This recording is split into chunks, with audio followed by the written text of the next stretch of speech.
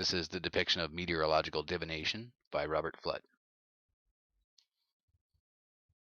This chart is a summary of the contents of the chart of depiction of meteorological divination and can also be related to the chart for the plan of universal causes later. Both of these charts are by Roberti Fludd and show different themes of relationships. This is an explanation of the kabbalistic principles shown in the depiction of meteorological divination. The relationships to the Sephirothic spheres and the planets named after them are such that the distinction between kabbalistic astrology and regular mantic astrology are evident. Roberti Fludd stratifies this chart into three basic sections representing a cause, an effect, and a consequence. The cause being God and his spiritual world, the effect being the created world, and in this context, the consequence being the effect upon incarnated mankind. The uppermost section presents at its center the incomprehensible, indescribable deity, flanked by his 10 primary ideas expressed by the corresponding Hebrew names of God, the angelic orders, the numbers, the chief angels, and the etheric planetary spheres, in complete accord with the Sephirothic kabbalistic order. The deity is symbolized as an eternal, ever-present, all-penetrating light, perpetually radiating its resplendent brilliance into the darkness, having the tetragrammaton, Hebrew 4-letter word meaning Jehovah, in its center, distinguishing this light from all others. It should be noted that the etheric planetary spheres and the planets of the solar system are not, and therefore cannot be dealt with as though they were one and the same. The physical planets are named after and are analogous to those named in the etheric. These writings establish God as the prime mover, his order supreme, the guiding cause of all that follows below. The connection between God and the sun, the sphere, in the kabbalistic order is further exemplified in the center of the chart by the sun receiving the light from God. In the New Revelation writing, Jacob Larber describes the importance of the sun to spiritual development in the work, the spiritual sun. This is further emphasized by the excerpt from Psalm 19, "In the sun hath he set his tabernacle." Furthermore, there is the physical sun, which is visible to anyone on earth, and a corresponding spiritual sun, which in the relevant work of Jacob Larber is the heaven of the afterlife, which is often referred to biblically. To the left and right, in the etheric darkness above the hemispheric vault of the Earth's atmosphere, are the two charts. They are placed here deliberately to show what effects that the radiance originating from above the Earth have, and that planetary aspects can and do actively affect the general weather and sometimes meteorological phenomenon of the Earth. If these aspects are known and can be anticipated, an accurate prognostication can be made because of it. The chart on the left offers specific effects caused by planetary conjunctions, oppositions, and squares upon the Earth's weather within the 4 seasons, indicated as V, spring, AE, summer, A, autumn, and H, winter. To the right is a circular chart showing planetary aspects enabling one to generally predict weather. The words "opening of the great gates of heaven" are in the outer circle. Under these words there are various astronomical aspects well known to astrologers and astronomers that produce rainfall when present. These are: the moon is passing out of conjunction, the square, or opposition with the sun, Jupiter or Mars, and directly transits Saturn, Mercury, or Venus, or vice versa. Astrologers predict abundant rain and possible flooding under these aspects. The next circle shows the opening of the lesser doors of heaven, by which aspects consequentially produce rainfall. These were kept secret that the astrologers seldom divulged, because this information could be very useful. The central portion of the chart shows the sun and moon tracking across the vault of the sky from the eastern sunrise to the western sunset. Within this vault, the meteorological phenomena precipitate from the starry heaven of space through the 3 strata of atmosphere and onto the physical Earth as a result of planetary and stellar alignment, and their emitted specifica light reflecting in the layers of the atmosphere, emissions from the Earth itself, the breath of the Earth, the winds, and the effects by unseen beings that Fludd refers to as good angels, bad angels, and demons. In the outermost crescent of the hemisphere are unusual flame-like lights, meteors, comets, and glittering scintilla. Some of the signatures of these comets are described as auspiciously reddish, dark, or silvery blue. Others are more favorable in their pinkish or splendid light. Again, these are described in detail by Jacob Larber in his Earth and Moon. some as having been projected or born of the earth itself. Below these, in the next crescent, are depicted various types of precipitation, some common and some unusual. Among the most common are rains, snow, thunder, and lightning, trembling lights within clouds and winds. Among the less frequent and often destructive are extreme thunder with lightning bolts, hail, sudden strong wind gusts, hurricanes, and disruptive whirlwinds, what might be referred to as tornadoes at present. The rarest grouping being described as monstrous showers, to more literally emphasize that they are extremely out of the ordinary. These might include frogs, blood, stones, or fish, which have also been known to fall from the sky, or biblical fire and brimstone falling from the sky. These come as a result of specifica maturing prematurely in the atmosphere. Some of these phenomena are attributed in addition to implied strictly physical events, or to the actions of good angels, bad angels, and malicious demons, also described in great detail. In the lower crescent, representing the lower atmosphere closest to the Earth's surface, are depicted, in addition to the effects produced by reflected light and fine precipitates out of moisture, are the 12 winds. The atmospheric effects produced due to reflected light, light passing through atmospheric humidity, rains or mists, the lens-like effect of the atmosphere on light, and cloud formations, are colorations and magnifications of the sun and moon. The parallel light shafts from the sun shining through clouds and the like. The very familiar circular and arc-shaped rainbows due to light refraction are described as are halos around the sun, moon, and other stars, the sunlight refracted through the atmosphere producing reddishness in the evening sky. The very common appearances of the moon in the sky and the morning sky, and reflections of the sun itself in the sky are also shown. These phenomena are primarily light produced, and may be one reason why Fludd has named this chart in Latin as Catoptrum Meteorographicum. Catoptrics is the study of phenomena produced by reflected light and or rays of various types being acted upon for the purpose of divination. Such apparent low cloud formations called goats, shooting or flying stars, the very fine precipitate that produces dew and frost born out of the very finest vapors of the lower atmosphere are shown. It is also very possible that in the lower atmosphere observed at the Earth's surface, the various types of mirages such as temples appearing in the sky due to reflection are very possible.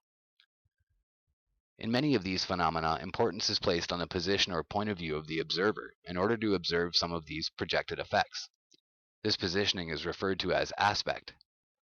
For instance, in order to see a rainbow, the observer must have the sun shining behind him in order for the refracted colors of the rainbow to be projected in front of him. The observer must be between the sun and the rainbow. There is also an explanation for the effect of light shining against the darkness of space to produce the familiar cerulean or very dark blue of the sky. The 12 winds from all points of the compass are of particular interest, as they can bring good and bad influences with them depending upon their direction and the lands they traverse before arriving at their ultimate destination. Although the principles of the character, inherent in the directional origin of the specific winds, are made, the reference to the southern or African winds makes the effects of these winds described specifically relative to Europe. The lowest portion of the chart is divided into 3 portions. In the central portion, a man is reclining on the earth. By incarnating, man has no choice but to bear the weight of effects, causes from the spiritual world, the effects of the astral world, and consequences upon the physical, and therefore is at the very bottom of the chart. Out of his mouth he utters the statement, "Man is the perfection and end of all creatures in the world." This statement is of immense significance, yet it is not explained by Robert Fludd in this chart. Here the writings of Jacob Lorber are of immeasurable value. What is being uttered means that all of the material spirit substance, out of which the mineral, vegetable, and animal kingdom are composed, goes through a progression from the mineral, vegetable, and animal kingdoms, culminating in the human being, where it can be potentially perfected and made freer. To be clear, this is not the evolution of species. In the human being, the progression of physical matter does end in the vessel made in the image of God, for the salvation of both the human being and the physical matter. Flanking the recumbent man are 2 explanations. On the left, one of astronomical phenomena sent by good angelic beings to be beneficial to mankind, and on the right, other astronomical phenomena sent by malevolent angels as a scourge to mankind. The benevolent angels send favorable winds, rains, dews, which is a benevolent mana to plant and animal life on earth, as opposed to the bad dew, which has the opposite effect. Tornadoes, hurricanes, cold, ice, clouds, rains, and lightning. Whereas the malevolent angels bring fiery whirlwinds with and without demons, furious winds, rains, springs, thunder, and lightning and hail. Whatever is of malevolent origin is sometimes sent to punish the earthly inhabitants in the listed extreme biblical precipitates of sulfur and brimstone. But in the more everyday occurrences like rains and snow, the unseen spiritual activities that bring them about is to balance out unseen evils by the angels that oversee and maintain the earth. Each statement made in these two lower left and right panels are supported by biblical sources, indicating where similar events have taken place in the context of the consequence of human behavior, spiritual justice, and the consequent heavenly will, the fiat. In conclusion, Robert Fludd proves that he is no fool.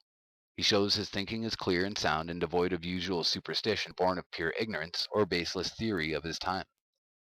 His explanations of atmospheric phenomena is scientific, but he also emphasizes the overriding guidance of divine providence in all things. The guidance of divine providence is shown to be very structured, orderly, rational, and completely contained within true kabbalistic and Christian teachings. It is presented in a manner that few, if any, are capable of disputing. Again, all of the observations, conclusions, and axioms laid down here forth by Fludd are completely substantiated by the Holy Bible and by Barden and Lorber with mathematical preciseness. The causarum universalum speculum, the plan of universal causes. I'll read it from left to right here. The sunrise giving life and glory, and it increases up to vigor, and then begins to decrease down to day's end, the hidden life. Sunset, or the beginning of night and privation. Then it begins again on the other side, the dawn of the creation of day. God's appearing Aleph, illuminated, and divine wisdom. And you see that it goes 10, 20, 30, 40 as the time continues up. And then you see the divisions of these orders. So the first one is the Aleph, Ahia, Father, Chater, Crown, Seraphim, Metatron, Primus Mobile, Mineral Elements, Water, Food of Life, Spirit, Mercury. On to the next one, it's Yah, Jehovah, the Hakma, Windowin, Cherubim, Sophile, in the stellar heaven, evenness of form or oneness of form, fire, impulse of life, the soul, and sulfur. Next is Mem, and there's more readings in here. There's the primal father of the archetype in cosmogony with the mother, Aleph, bringing human nature. So the next one is Elohim, Benai, Prudence, Thrones, Zephkiel, the sphere of, and then it's an astrological sign, and the union of matter with form, the earth, terrestrial something, body, salt. Next is El, chaste, clemency, dominations, Zadkiel, the sphere of, and it's another astrological sign, nature's energy, the lesser air, the vapor of life, the internal spirit, mercury of life. Elohim, Gabor, Gabura, powers, Samael, the sphere of, and it looks like masculinity, impulsive energy, fire, warm, exhalation, fiery Rephaim, sulfur. So as it's moving across, it's moving through all the different aspects. The vow, Shin, Eloah, Sephiroth, grace, the virtues, Michael, the sphere of, and then it's the point within the circle, the vital energy, regions of the upper and fiery abyss or ash. I can't read the next two, they're just a little too small. It looks like vitrifying and salt. Then next is Jehovah then Elohim, then Shaddai, then Adonai. Principalities, archangels, angels, souls, Haniel, Raphael, Gabriel, fresh water, windy air, son of water, earth. All these perfectly compounded bodies of the earth, replete by the grace and act divine, animal, vegetable, mineral.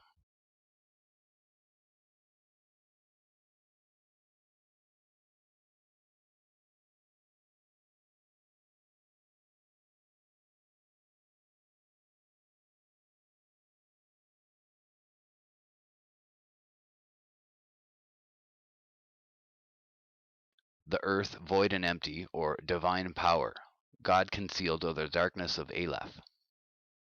So you have the spheres, 1 to 10, which each have a name of God, and a Sephira, and an order of angels, and a chief of angels, and an ethereal circle.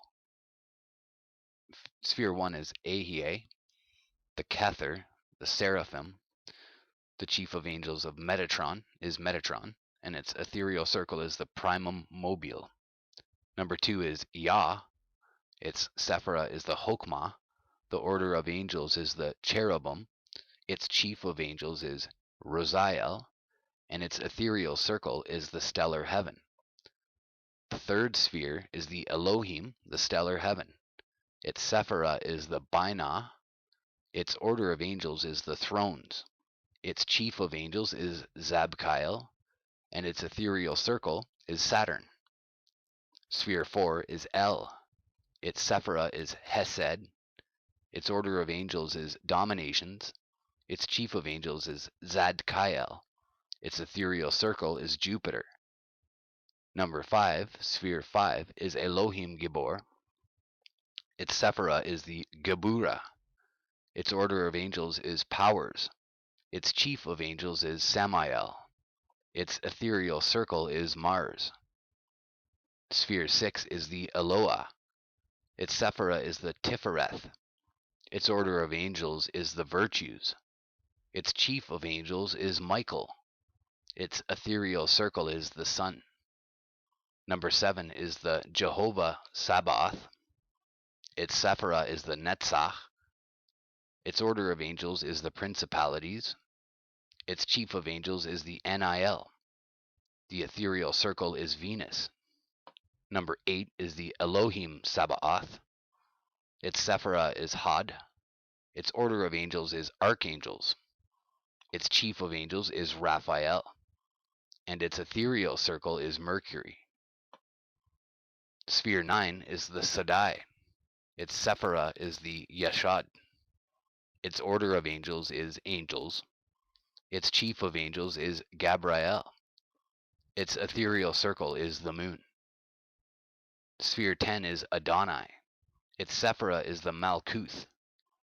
Its order of angels is souls. Its chief of angels is the soul of the Messiah. Its ethereal circle is the elements.